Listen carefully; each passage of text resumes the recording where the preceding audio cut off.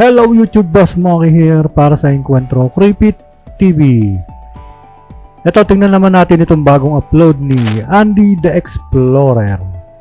So, ilang oras pa ba ito? 23 hours ago. So, halos isang araw na. Hindi ko napansin.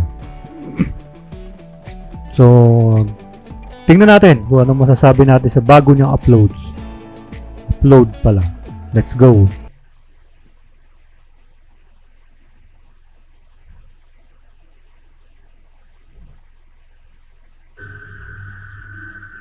Oh.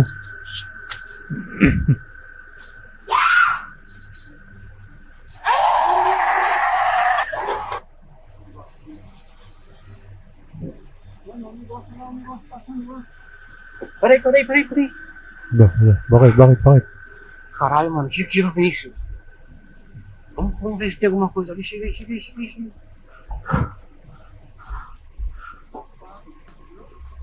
Vocês encontraram ele tá todo soterrado? Não, tava desse jeito. Tava igualzinho ele tá agora. Ba't kinuha? Mula sa lalaking hinabol ni Lola, ang nakakatakot na haunted historical house hanggang sa mga taong nailibing ng buhay, naririto ang 5 video na siguradong hindi magpapatulog sa inyo ngayong gabi. Pero bago ang lahat, huwag kalimutang mag-subscribe, i-like at pindutin ang notification bell para lagi kang updated sa ating mga bagong video.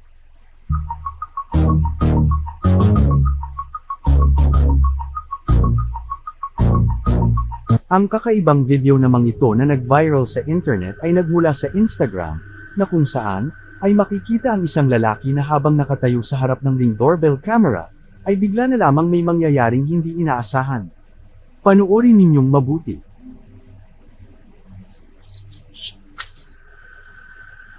Si Lola. Kaya! Habang nasa harap ng pintuan ng lalaki at nag-aantay na pagbuksan ito, ay bigla na lamang may nakuhanan ng Ring doorbell camera ng isang matandang babae na tumatakbo buhat sa background. Bilis tumakbo ni Lola. Ito. Maya-maya pa ay bigla na lamang itong nagsisisigaw at tangkang aatakihin ng lalaki na ito. Mabuti na lamang at agad nakaiwas at nakalayo ang lalaki sa pagsugod ng misteryosong lola na ito. Ang tuloy ni Lola tumakbo, no? Ang Baka may tama sa isip si Lola. May problema sa pag-iisip. So, obvious naman, hindi naman nakakatakot na paranormal yun. Ano yun? Mga nakawala or may problema talaga sa pag-iisip si Lola. video na ito ay nagmula sa Reddit username na Dami Racer na kung saan ay may nakuhanan siyang kababalaghan gamit ang kanyang cellphone sa isang pintuan ng mga 2:00 ng madaling araw. Panoorin ninyong mabuti. Nareakan ko na to. Boom. Ang nakakatakot na pangyayari na ito ay nakuhanan sa pintuan ng isang store na may business name na Bradley's Lock and Key na matatagpuan sa Savannah, Georgia.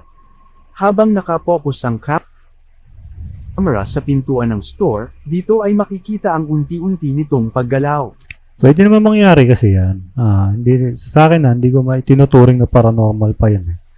Unless pupuntahan mo yan, iimbestigahan mo.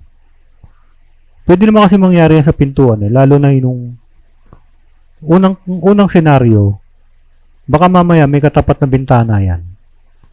So humangin yung bintana, sumara yung pinto. Pangalawa, baka mamaya hindi na talaga naglalapat yung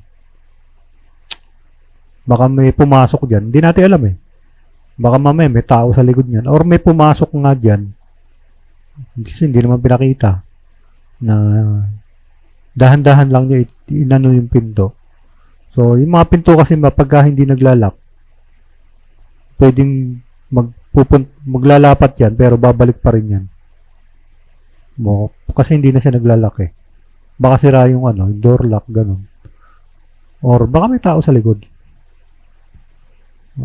Pero pinaka-theory ko dito, baka may bintana dito sa tapat eh. So, humangin siya. Kaya sumara. Hindi natin alam malay mo naman, totoo ito. Bahala kayo. Makalipas lamang ang ilang sandali, ay makikita ang misteryosong ilaw na nasa bahaging kanan ng pintuan.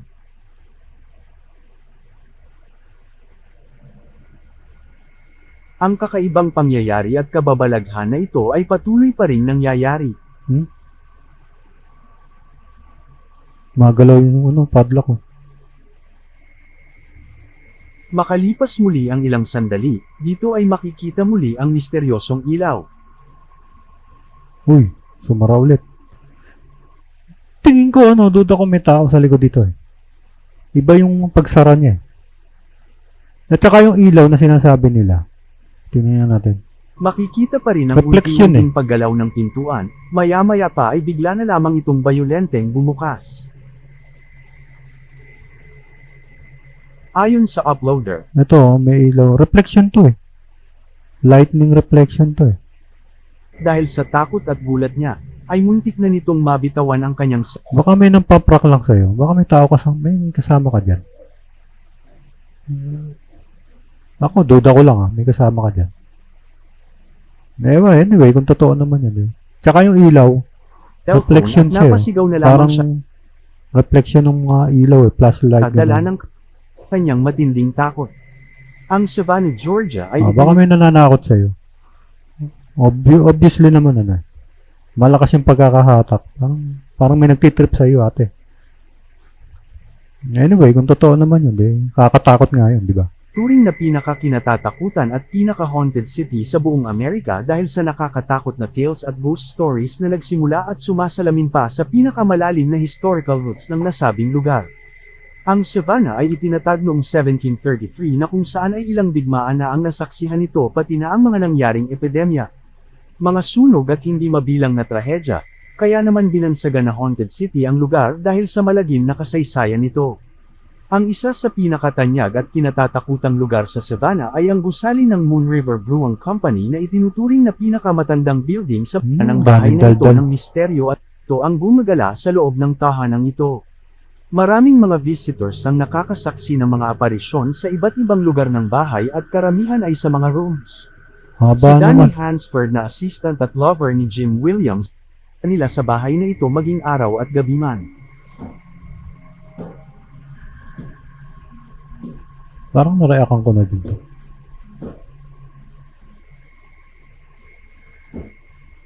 Can you stop? Out! Wow. Oh shit. Sleepwalker.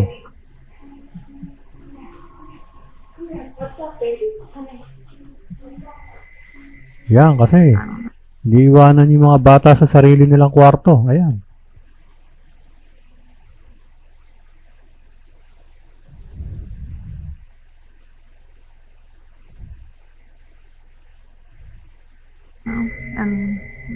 My reflection's creeping in. Uy, may tao. Ayun, sa likod. Jesus Christ. Oo nga. Jesus Christ. You guys saw that, right? I'm not bugging. Like, here's my reflection. There's something. It looks like the old man is coming out, I swear. King God, what the was that? Solid ah. Matapos mag-imbestiga at magsagawa ng research si Jen, dito ay napag-alaman nila na mahigit 5 katao ang sinawing palad na mamatay sa bakuran ng kanilang property. Noong una ay nagdududa at may pag-aalinlangan si Jen sa mga kwentong ito, subalit matapos ang sunod-sunod na kababalaghan na kanilang nararanasan ay naniniwala na siya ngayon na ang kanilang magandang bahay at lugar ay isang haunted ng mga espiritu o kaluluwa ng mga dati. Nakita niyo yung expression niya na parang hindi naman siya takot eh. Ewan ko kung talagang matapang lang siya. Kasi may mga tao naman talagang ganun. Pero yung kung totoo yun, yung makita mo yung reflection sa salamin tapos may tao sa likod mo, siguro kahit gaano kakatapang, mapapasigaw ka nun. Mapapatili ka nun. Kasi parang ina-update pa niya sa sa social media accounts niya yung yung mga nangyayari. So, may purpose siya.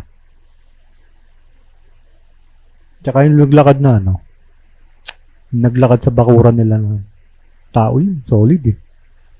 Sa akin for me lang ewan ko kung totoo nga yan, edi Malaking breakthrough yan. Kasi capture na capture, di ba? Pero for me, ano yun? Parang ginagawa niya content.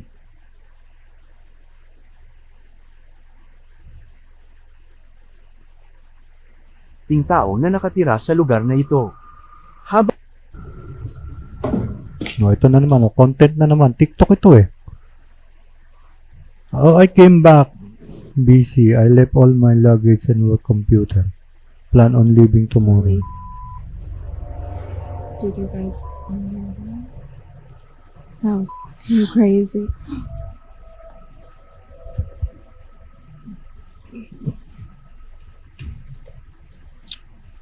Ano daw? Oh my god.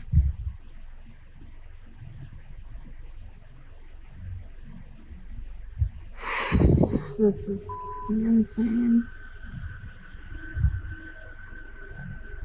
Now I hear that.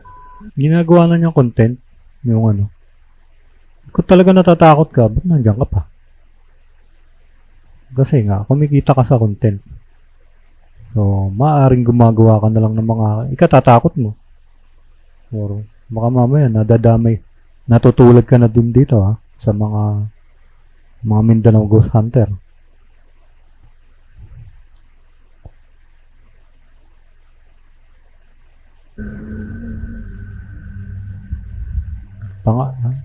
Swear to God, that Yung boses na unexplained voice na sinasabi niya. Gubat yan. Ano yan eh. Maraming puno. Baka may nag-echo lang. Baka may sumigaw dyan. Nag-echo. Ganun naman talaga yung minsan eh. Well anyway, kung totoo naman yung nararanasan niya, kaya lang sa akin, red flag yun na nandiyan ka pa rin. So, ibig sabihin, may purpose ka. Kung bakit mo siya laging binibideo. Hindi ka natatakot. Kasi kumikita ka siguro. Sa akin yun ha. Para sa akin yun.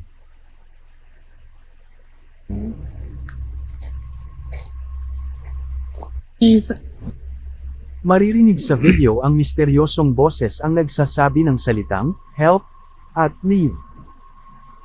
That was crazy. Crazy. Help. Crazy. I'm gonna count. Help. Help. Pwedeng patong, pwedeng nasa likod niya. Hindi naman niya pinapakita yung sarili niya. Na nag-iisa lang siya.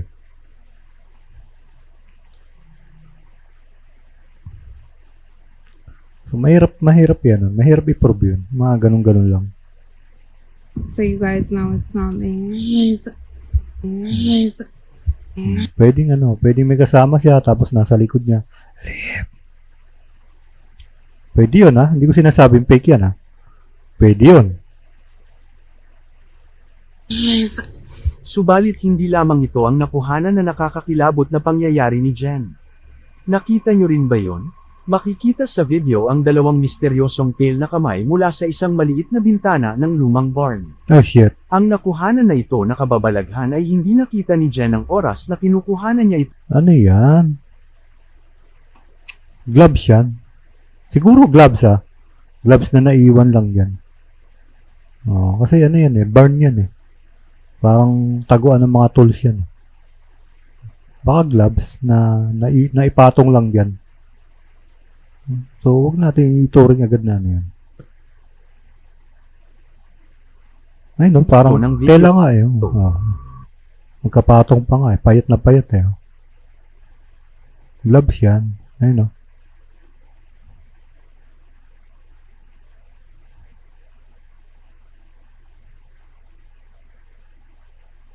May lumiit.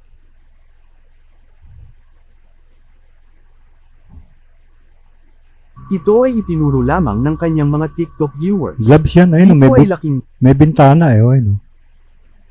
May bintana. Parang maliit na bintana. So, pinatong siguro dun yung gloves. gulat at takot ni Jen sapagkat ayon sa kanya, wala naman kahit isa o kahit sino ang nasa bar na yon ng oras na nagva-video siya.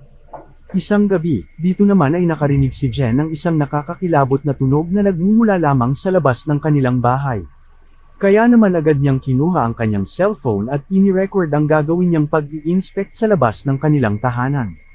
Ang ingay na kanyang naririnig ay nagmumula lamang pala sa kanilang swing set sa playground, subalit wala naman siyang nakita na kahit sino dito.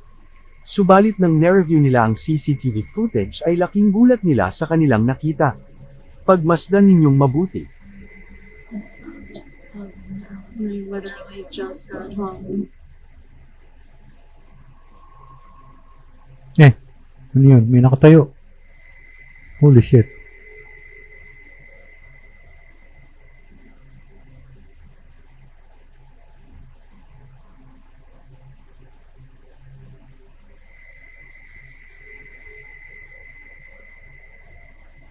Wala namang nakita si Jen sa nasabing lugar maliban sa kusang nagswiswing na duyan.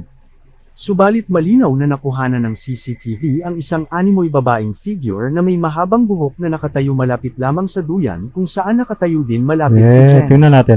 Kayo ano sa palagay nyo kung ano ang Tingnan We natin. literally just got home.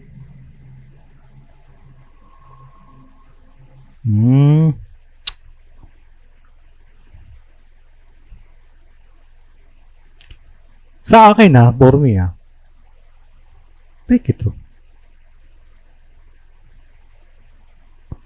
Maaring ano yan itinulak nila yung swing kasi matagal naman talaga mag-swing yan isang ganun mo lang yan, matagal magsuswing-swing yan. Tapos kinuhanan nila yung buong shot na may nagsuswing nga.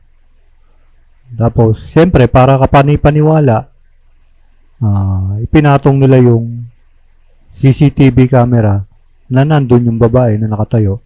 Sila din yun. Para me sa akin solid na solid, ganyan, makukuha na ng camera. Hindi siguro. Tsaka hindi simultaneously ba? Hindi sa akin, basta sa akin, ginawa ito. Ewan ko sa inyo kung gusto nyong maniwala. Pero, captured na CCTV, ganyan, kasolid. Hindi ako maniniwala dyan. Ano yan? Ginawa nila yan. For me naman yun. So, bahala kayo kung paano ite-take yung video na ito. Reaction ko naman yun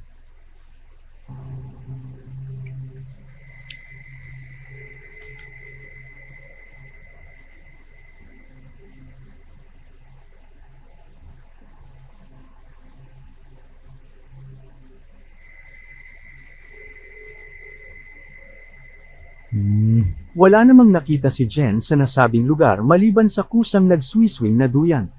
Tinan mo to. Pinakita nila parehas. Pero putol yung video. Nakakarap yung video.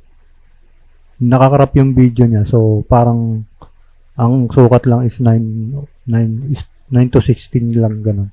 Parang pan TikTok lang ang sukat niya. Hindi siya wide. So, pinakita lang nila yan na gumagalaw yun. Kasi para inulit lang yung video nung una. Tapos itong shot na to, pinatong nila yan.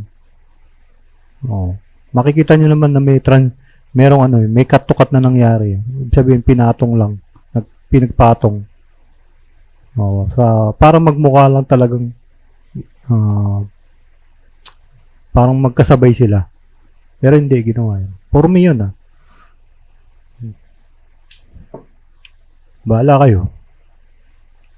Malinaw na nakuhanan ng CCTV ang isang animoy babaeng figure na may Solid, mahabang buhok na nakatayo malapit lamang sa duyan kung saan nakatayo din malapit si Jen. Kayo ano sa palagay nyo kung ano ang dahilan sa mga nangyayaring kababalaghan sa historic property na ito nila Jen? Kagagawan nga ba ito ng mga espiritu ng mga nakaraang nakatira sa kanilang bahay? Ilagay lamang ang inyong opinyon sa comment section sa iba. Walang Pati ba namang gloves na naipatong lang? Paranormal na rin.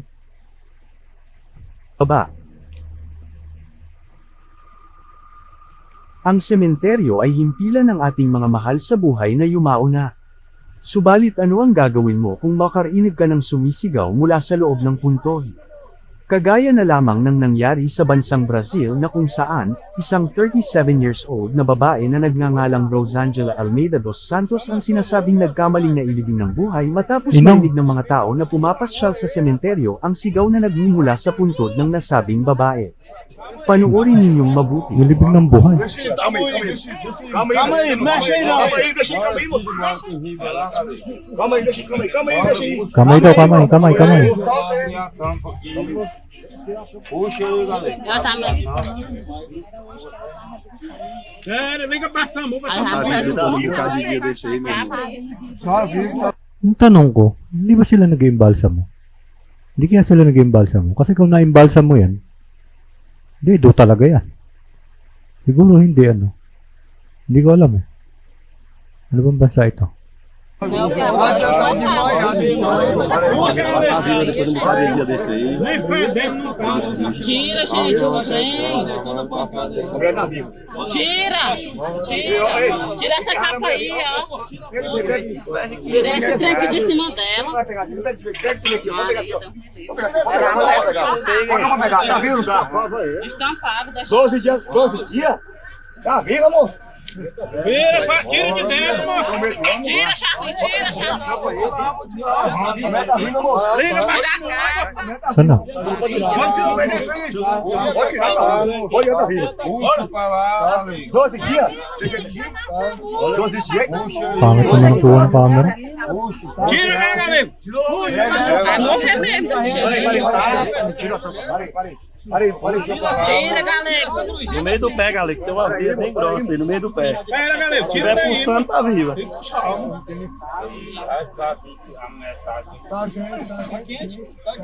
Tira a tampa, gente. Tira a tampa dela. Pode abrir, gente que você conhece o pé, gente que você conhece. Gente que você conhece. Ô, moço, ela tá cedendo, moço. Tira e bota em cima do corrigo. Eh, bilisan nyo, hindi ko kayo maintindihan.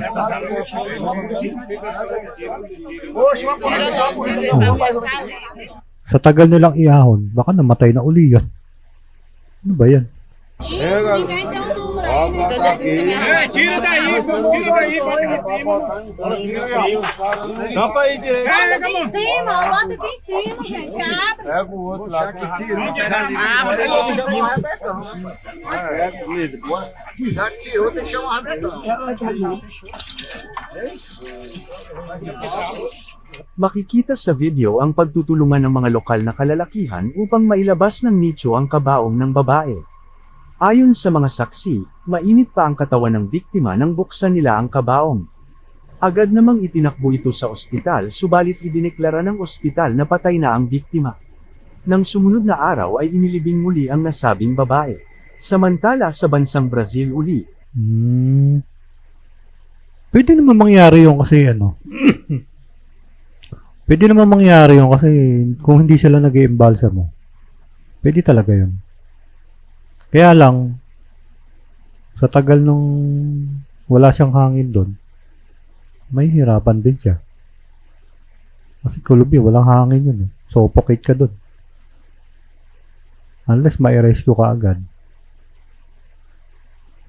Kaysa napakatagal nilang iiyangat eh. Baka namatay na din.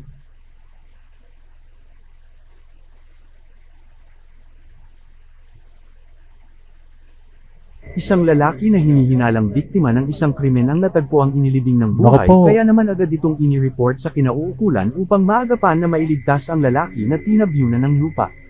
Sa kabutihang palad naman ay buhay pa ang nasabing lalaki at agad itinakbo sa pinakamalapit na ospital. Nako, may kasalanan siguro ito. Ito yung sinasabing ano, hindi mo pa oras. Oo. Marami naman ganyan na naswerte niya, ano, kasi may nakapansin sa kanya. Eh kung wala, sabog. Lagas-lagas siya. Buti may nakapansin sa kanya, may nakarinig sa kanya. Matabunan ka ng buhay na lupa. Naku, Diyos mo. Ang hirap nun. Paano kang sasagap ng hangin nun? Marami na nangyayaring ganyan. So, hindi naman, scary yan kasi, scary means na buhay mo nakataya. Pero hindi siya paranormal. Lalo ito, ang swerte niya, no? May nakarinig pa sa kanya. O wala, tapos ka. Buhay, oh.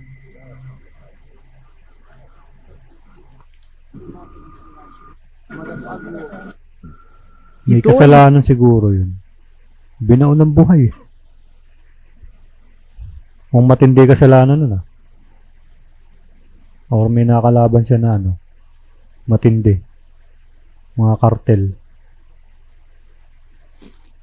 Tinayo ng German immigrants na unang naging migrants na dumating sa bansang Brazil simula noong 1851 hanggang 1913 na sinasabing lahat sila ay inilibing sa lugar na iyon. Kaya naman simula noon ay marami ng kababalaghan ang nangyari at nasaksihan ng mga lokal na residente sa lugar. Dito naman ay walang takot na nagsagawa ng pag-e-explore upang mag-imbestiga ang YouTube channel na Raphael Fur sa pagbabaka sakaling makakakuha ito ng ebidensya ng mga paranormal activity sa makasaysayang lugar na ito. Panuorin ninyong mabuti ang Hoy! Mag-like naman kayo. Mabihira naman ako. Hirap-hirap mag-live dito eh. Like naman.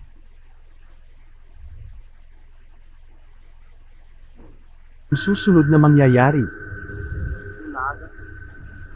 Cheguei por ali, aí eu senti uma coisa muito estranha aqui. Entendeu? Ai!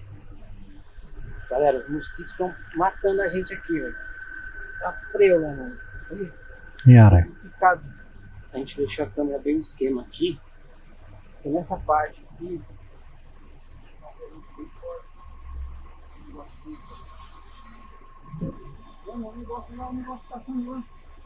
Peraí.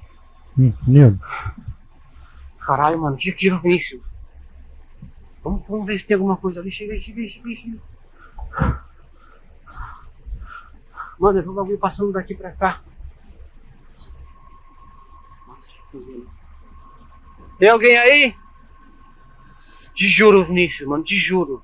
Eu não sei se era uma pessoa ou se era alguma coisa, cara. Mano.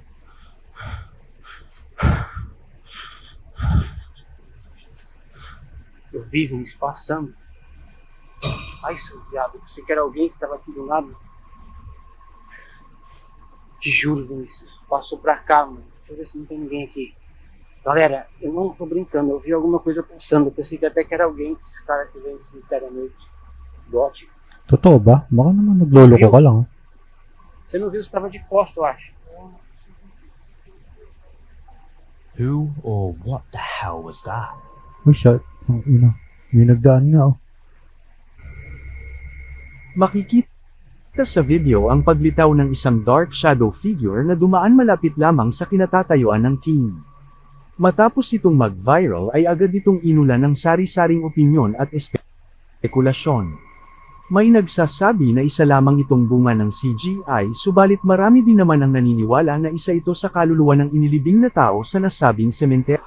Pwede. Kasi sa panahon naman talaga ngayon, kayang-kayang gawin ng mga CGI yan. Kung computer graphics, illustration, CGI. Pero tingnan, maaari naman din totoo naman kasi dark shadow siya. So medyo transparent nga naman. Pero pwede rin naman yun. Pinatong lang or CGI. Kaya naman gawin ng lalo ng mga video editor na magagaling. So, ewan ko, hindi ko alam kung ano yun. Pero para sa akin, ano yun? For me lang naman. Parang patong lang. Parang CGI nga. Anyway, kaya nasa inyo naman yun eh. So, yun. Mga video ni Andy the Explorer. So, maraming salamat kay Andy the Explorer sa pagpapahiram ng kanyang mga videos. So, shout out sa mga nasa baba. Ayan. Sila ko din. Yan. Sila Squeezy Chops. Team Green Minded. Maraming salamat sa pagtambay at pagsama nyo sa akin dito. Hanggang doon na lang. Maraming salamat. Bye-bye.